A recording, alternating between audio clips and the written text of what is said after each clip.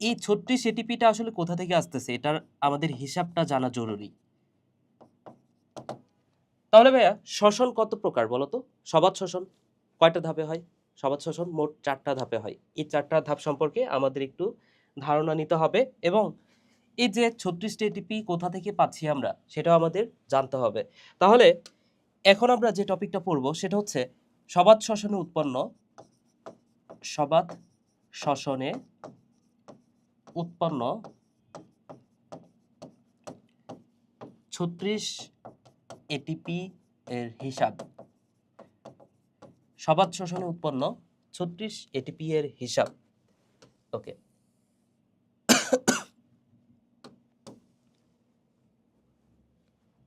তো সবাত শ্বসনের ধাপগুলা কয়টা? মোট ৪ টা ধাপ। ৪ টা ধাপ ফার্স্টে আমি লিখি সিরিয়াল ওয়াইজ। তাহলে প্রথম যে ধাপটা সেটার নাম হচ্ছে গ্লাইকোলাইসিস। তাহলে প্রথমটা হচ্ছে গ্লাইকোলাইসিস। দ্বিতীয় যে ধাপটা সেটা হচ্ছে এসিটাইল কোএ সৃষ্টি। এসিটাইল কোএ সৃষ্টি। এরপরে যে ধাপটা সেটা হচ্ছে ক্রেবস চক্র। ক্রেবস চক্র এবং সর্বশেষ যে ধাপ সেটা হচ্ছে ইটিএস বা ইলেকট্রন ট্রান্সপোর্ট সিস্টেম। তো এই হচ্ছে মোট ৪ টা ধাপ। এখান থেকে আমাদের প্রথমে যেটা জানতে হবে যে এই ৪ টা ধাপের আবার বেশ কিছু অপর নাম আছে। তো তোমাকে অ্যাডমিশনে স্যাররা যদি একটু বেশি কঠিন কোশ্চেন করতে চায় সেক্ষেত্রে অপর নাম দিয়ে কিন্তু কোশ্চেন করবে। তো গ্লাইকোলাইসিসের বেশ কিছু অপর নাম আছে। যেমন এই ৪ টা ধাপের মধ্যে প্রথম যে ধাপ অর্থাৎ গ্লাইকোলাইসিস এটা সংঘটিত হয় মনে রাখো সাইটোপ্লাজমে। এটা সংঘটিত হয় সাইটোপ্লাজমে। আর বাকি যে ৩টা ধাপ এই ৩টা ধাপ সংঘটিত হয় মাইটোকন্ড্রিয়ায়। মাইটোকন্ড্রিয়ায়। যেহেতু গ্লাইকোলাইসিস এটা সাইটোপ্লাজমে সংঘটিত হয় এই কারণে গ্লাইকোলাইসিসের একটা অপর নাম আছে গ্লাইকোলাইসিসকে আরেকটা স্পেশাল নামে রাখা হয়। এটাকে বলা হয় সাইটোপ্লাজমিক শ্বসন। কি বলা হয়? এটাকে বলা হয় সাইটোপ্লাজমিক শ্বসন। সাইটোপ্লাজমিক শ্বসন। এছাড়াও গ্লাইকোলাইসিসের আরো একটা অপর নাম আছে। গ্লাইকোলাইসিসকে বলা হয়, যেহেতু এই গ্লাইকোলাইসিস সবাত এবং অবাত দুইটা শ্বসনে আছে, দুইটা শ্বসনে দেখা যায়, এই কারণে সবাত আর অবাত শ্বসনের প্রাথমিক ধাপ বলা হয় গ্লাইকোলাইসিসকে। তাহলে এটাকে কি বলা হচ্ছে ভাইয়া? সবাত ও অবাত শ্বসনের অবাত শ্বসনের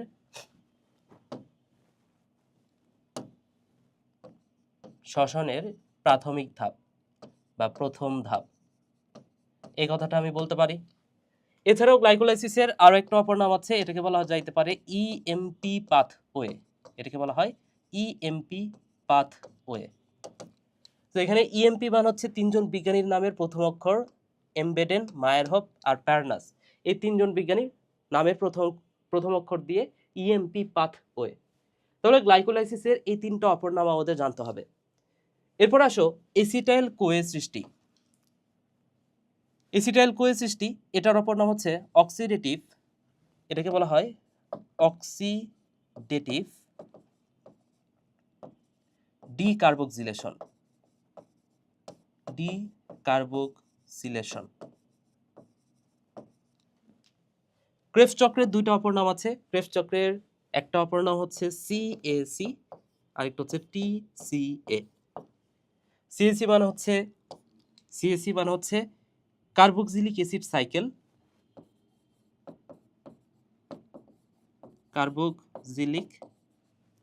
কার্বক্সিলিক বলতেছি, সাইট্রিক অ্যাসিড।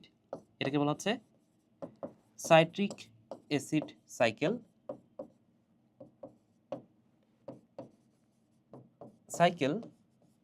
আরেকটা হচ্ছে ট্রাই কার্বক্সিলিক অ্যাসিড সাইকেল। এটাকে বলা হচ্ছে ট্রাই কার্বক্সিলিক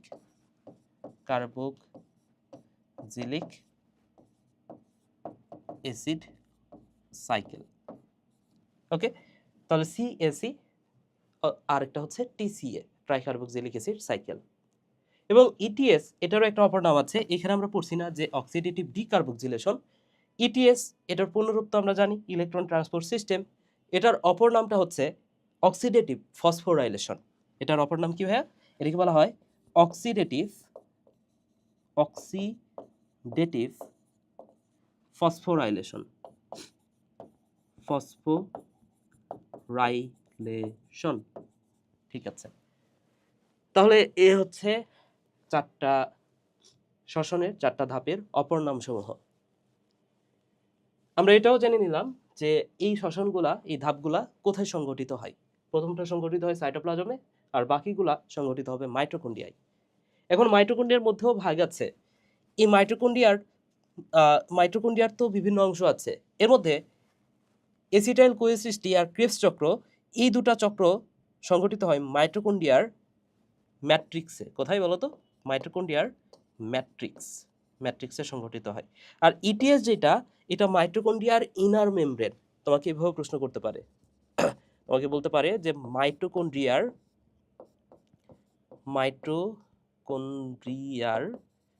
ইনার মেমব্রেনে কোন ধাপটা সংঘটিত হয়? অ্যান্সারটা হচ্ছে ইটিএস। আচ্ছা, এইবার আসো আমাদের মেন পড়াটাতে চলে যায়। আমরা পড়তেছিলাম যে 36টা এটিপির হিসাব। তো 36টা এটিপি কিভাবে তৈরি হচ্ছে সেটা আমরা দেখব। তো আমি এই প্রত্যেকটা ধাপে আসলে কি তৈরি হয় সবকিছু একসাথে পড়াই দিব, ঠিক আছে? তো আমার সাথে একটা কথা মনে রাখো। আচ্ছা, আমি একটু সবগুলা আলাদা করে ফেলি, তাইলে তোমাদের বুঝতে এবং আমার বুঝাইতে সুবিধা হবে, ঠিক আছে? তো এতটুকু হচ্ছে গ্লাইকোলাইসিসের ঘর, ঠিক আছে? এতটুকু অংশ এটা হচ্ছে গ্লাইকোলাইসিস।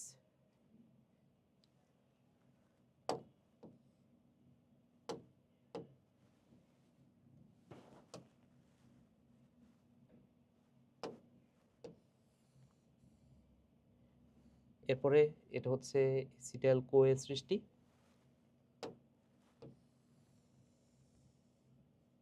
দেন এতটুকু হচ্ছে ক্রেবস চক্র, রাইট? ওকে,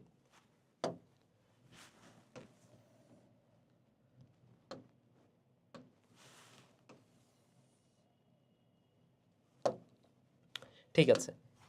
তাহলে এই যে গ্লাইকোলাইসিসে কি কি তৈরি হয় সেটা আমাদের ফার্স্টে জানতে হবে। তো আমার সাথে একটা কথা মনে রাখো, এপিএন। তো তোমার একটা ফ্রেন্ডের নাম হচ্ছে আপন, এপিএন, আপন, ঠিক আছে? সো আপনকে তুমি জিজ্ঞেস করতেছো যে আপন জিএফ কেন নাই, ঠিক আছে? তোমার হয়তো বা জিএফ নাই, সো তুমি তোমার আপনকে বলতেছো যে আপন কেন, জিএফ কেন নাই, এভাবে একটু কল্পনা করো। তো এপিএন মানে তো আপন, এরপরে সিএএন কেন, ক্রেবস চক্রে লিখবা জিএফ কেন নাই। তো আপন কেন, জিএফ কেন নাই, ঠিক আছে? এপিএন, সিএএন, জিএফ, সিএন, ওকে? আচ্ছা, তাহলে এখানে সবগুলো হচ্ছে 2 অণু করে। সবগুলা কত অণু করে বলো তো? সবগুলো হচ্ছে 2 অণু, 2 অণু, 2 অণু। সবগুলো হচ্ছে 2 অণু করে। এবং শেষের যে 2টা এটা হচ্ছে 4 ছক্কা, ঠিক আছে? সবগুলো 2 অণু, শেষের 2টা হচ্ছে 4 ছক্কা। একটা ক্রিকেট ম্যাচ হচ্ছে ধরে নাও, বাংলাদেশ সবগুলা 2 রান করে নিল এবং শেষে গিয়ে 4 ছক্কা মেরে জিতে গেল। তাহলে আপন কেন, জিএফ কেন নাই, সবগুলো 2 অণু, শেষে গিয়ে 4 ছক্কা। এতটুকু মনে থাকবে না? যদি এতটুকু মনে থাকে, এবার জাস্ট আমাদের এই এই লেটারগুলো দ্বারা আসলে কি হয় পূর্ণরূপটা আমাদের জানতে হবে। তো গ্লাইকোলাইসিসে আপন, এখানে এ মানে হচ্ছে এসিটাইল কোয়ে সৃষ্টি, সরি এ মানে হচ্ছে এটিপি। এখানে এ মানে কি ভাইয়া? এটিপি।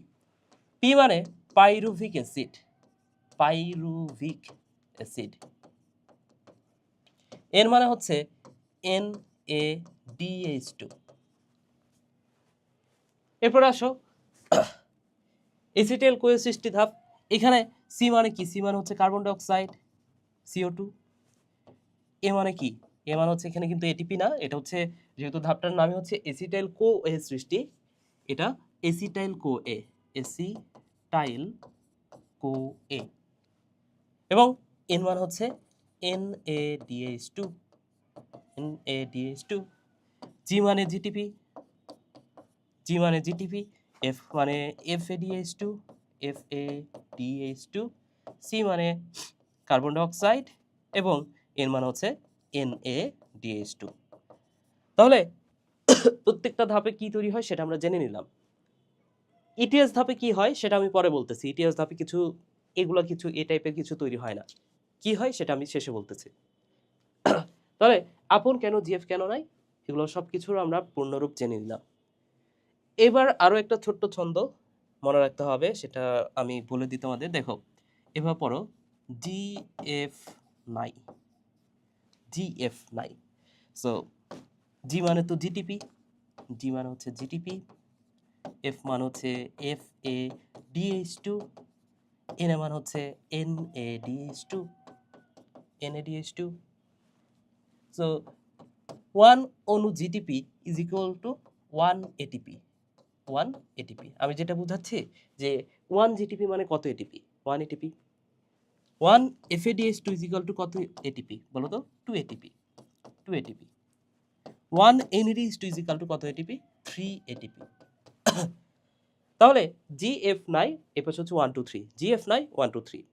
ওকে, তাহলে GTP 1 GTP is equal to 1 ATP, 1 FADH2 is equal to 2 ATP and 1 NADH2 is equal to 3 ATP. ঠিক আছে, এইবার আমরা এটিপির হিসাবটা করে ফেলি। এবার আমরা এটিপির হিসাবটা করি। ওকে, ঠিক আছে।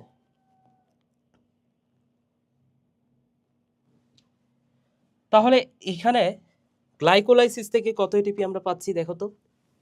এখানে তো অলরেডি 2 এটিপি আছে, তাহলে 2 এটিপি আমরা পাচ্ছি। এখানে অলরেডি 2 এটিপি আছে। 1 NADH2 is equal to কত এটিপি, 3 এটিপি।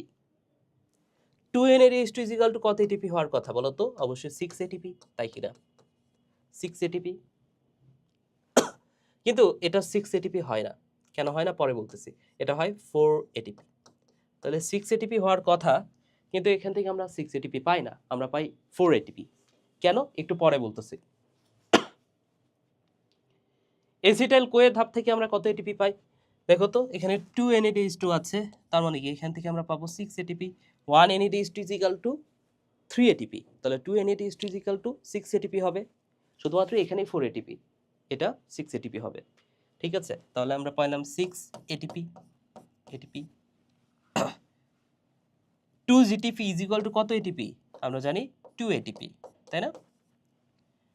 এখানে আরো একটা কথা মাথায় রাখতে পারো, জিটিপি তৈরি হয় প্রাণীদের ক্ষেত্রে।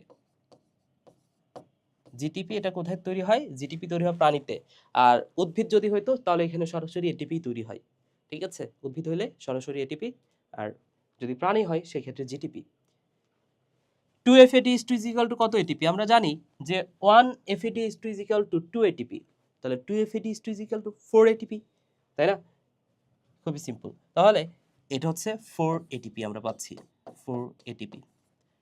এবং বলতো 6 NADH2 is equal to কত ATP, 1 NADH2 is equal to আমরা জানি 3 এটিপি, তাহলে 3 6 18, 6 NADH2 is equal to 18 ATP, তাই না। তাহলে এখানে আমরা কত এটিপি পাচ্ছি, এখানে আমরা পাচ্ছি 18 এটিপি।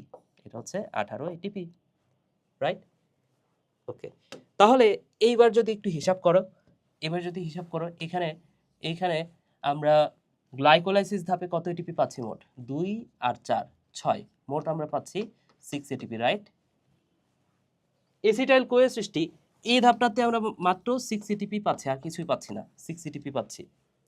এবং ক্রেবস চক্র, এই পুরা ধাপটা হিসাব করো তো কত এটিপি আমরা পাই। এখানে আমরা 18 4 22 আর 2 24, 24 এটিপি পাচ্ছি, তাই না। এখানে আমরা পাচ্ছি 24 এটিপি। তাহলে তাহলে ভাইয়া যদি বলা হয় যে সবাত শ্বসনে কত এটিপি তৈরি হচ্ছে, হিসাব করো তো। 24 আর 6 30 আর 6 36, তাহলে আমরা পাচ্ছি 36 এটিপি। তাহলে সবাত শ্বসনে সর্বমোট কত এটিপি তৈরি হয়, মোট এটিপি হচ্ছে 36 এটিপি। এখন প্রশ্নটা হচ্ছে যে ভাইয়া এখানে 4 এটিপি কেন হলো, 4 এটিপি না হইলে তো, যদি 6 এটিপি হতো তাহলে তো 38 হয়ে যাইতো, 4 এটিপি কেন হলো। এর কারণটা দেখো, গ্লাইকোলাইসিসটা হয় সাইটোপ্লাজমে। এখন সাইটোপ্লাজমের পরে তো মাইটোকন্ড্রিয়াতে যেতে হবে। মাইটোকন্ড্রিয়াতে প্রবেশ করার জন্য একটা শক্তি লাগবে না, শক্তি তো লাগবে। ধরে নাও একটা বাড়ির পাশে দারোয়ান আছে, কিন্তু তুমি জোর করে ঢুকতে চাও, দারোয়ানকে তো আগে ফালাই দিতে হবে ধাক্কা মেরে, তাহলে ফালানোর জন্য কি শক্তি লাগবে না? হ্যাঁ, শক্তি লাগবে, তাইলে মাইটোকন্ড্রিয়াতে ঢোকার জন্য এখানে 2 এটিপি খরচ হয়ে যাবে, আর 2 এটিপি খরচ হইলে এখানে থাকে 4 এটিপি, রাইট? ওকে, তাহলে এই হচ্ছে 36টা এটিপির হিসাব। প্রশ্ন হচ্ছে, ভাইয়া আমি কি শুধুমাত্র 36টা এটিপির হিসাবই দিলাম, নাকি পুরা সবাত শোষণটা বুঝাই দিলাম? এখানে পুরা সবাত শোষণ সবকিছু কিন্তু বুঝাই দিচ্ছি। এখানে যদি তোমাকে এখন কোশ্চিন করা হয় যে ভাইয়া ক্রেবস চক্রে কত অণু কার্বন ডাই অক্সাইড তৈরি হয়, এখন তুমি পারবা না। ক্রেবস চক্রে কত অণু কার্বন ডাই অক্সাইড তৈরি হয়?